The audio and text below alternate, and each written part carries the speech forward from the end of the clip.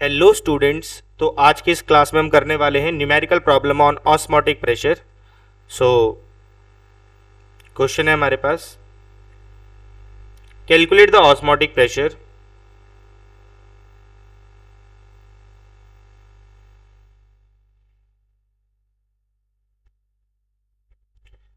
of 0.01 molar solution of cane sugar, 0.01 molar aqueous solution of cane sugar, C12H22O11 जिसका molar mass होता है 342 ग्राम पर मोल eight 300 kelvin.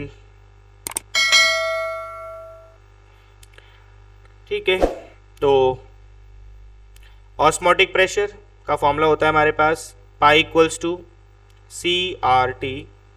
Concentration आपको दी गई है 0.01, R is a gas constant 0.02, temperature 300 kelvin. Temperature kelvin में होना चाहिए, इस बात का आपको ध्यान रखना है। जस्ट इसको मल्टीप्लाई कर लें, you will gate 0.2463।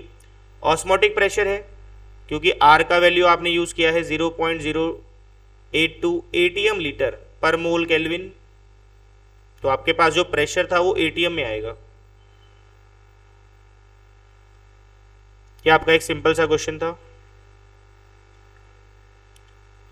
Next, calculate the osmotic pressure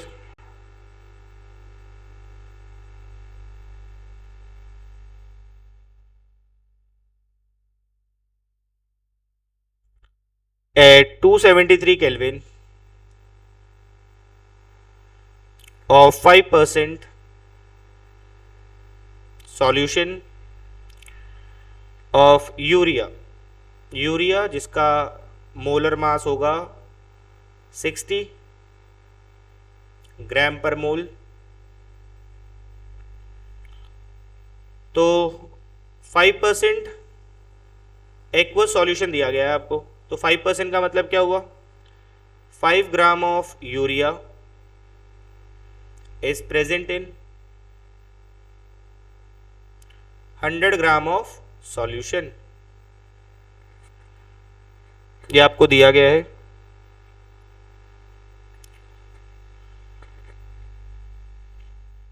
तो ऑस्मोटिक प्रेशर का formula pi equals to CRT। Concentration नहीं है हमारे पास, तो कंसेंट्रेशन का फॉर्मूला क्या होगा, number of moles of solute by volume R into T. अब यहाँ पे स्पेसिफाई नहीं किया गया कि ये वेट बाय वेट है या वेट बाय वॉल्यूम है, तो हमें क्वेश्चन में वॉल्यूम की जरूरत पड़ेगी, तो हम इसको ऐसे भी रीड कर सकते हैं कि 5 gram of urea is present in 100 ml of solution. Number of moles कैसे निकालेंगे, given mass of solute over molar mass of solute. Volume आपको दी गई है 100 ml में है, तो ऊपर 1000 का फैक्टर आ जाएगा। R इज 0.082 या फिर आप 1/12 भी ले सकते हैं। टेम्परेचर केल्विन में होना चाहिए, 273 आपको दिया गया है।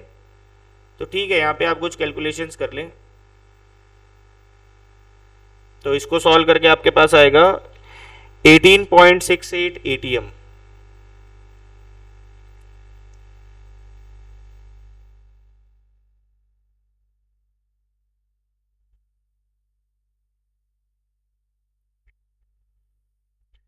क्वेश्चन है आपके पास, a solution containing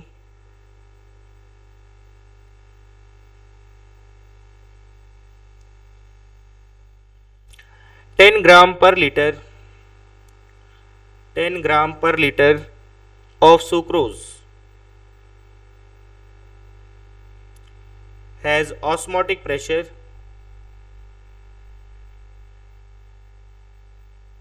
of 0.66 ATM at 273 Kelvin. Calculate the value of R.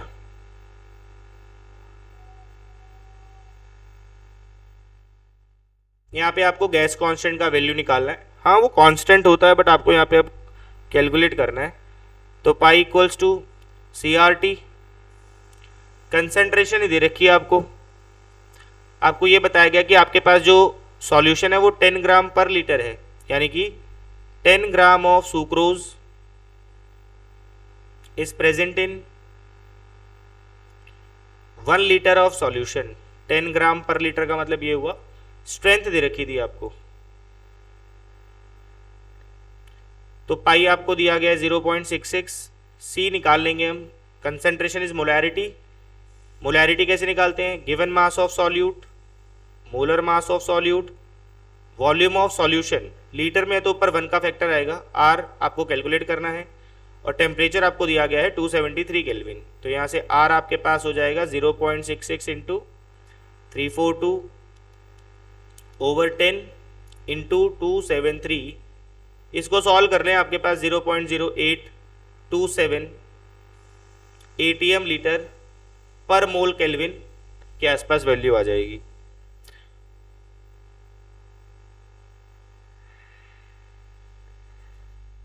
Next है आपके पास कैलकुलेट द कंसंट्रेशन। कंसंट्रेशन यानी कि आपको मोलैरिटी निकालना है of a solution of sugar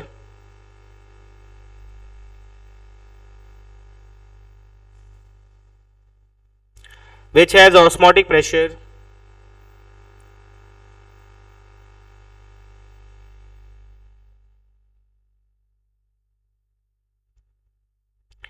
of 2.46 atm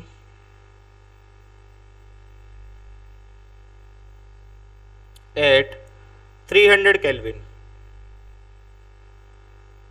तो ठीक है, आप जानते हैं पाई किसके इक्वल होता है? सी आर टी के इक्वल होता है। तो पाई आपको दिया गया है 2.46। कंसंट्रेशन आपको कैलकुलेट करनी है। आर का वैल्यू 1/12 भी ले सकते हैं, 0.082 भी ले सकते हैं। यहाँ पे 300 आ गया आपके पास, तो 4 ज़ा 100 ज़ा 25, तो यहाँ से आपका सी आ जाएगा 2.46 ओवर 25। इसको आप सॉल्व कर लें, then you will get around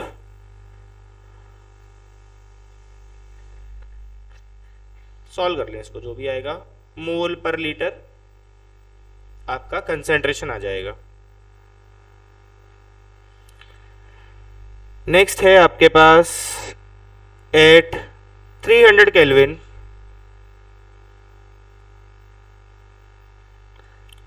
100 centimetre cube of solution containing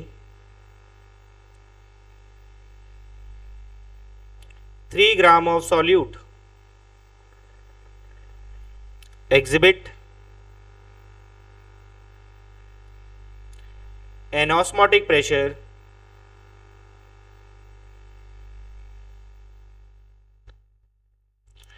of 2.051 atm. What is the molar mass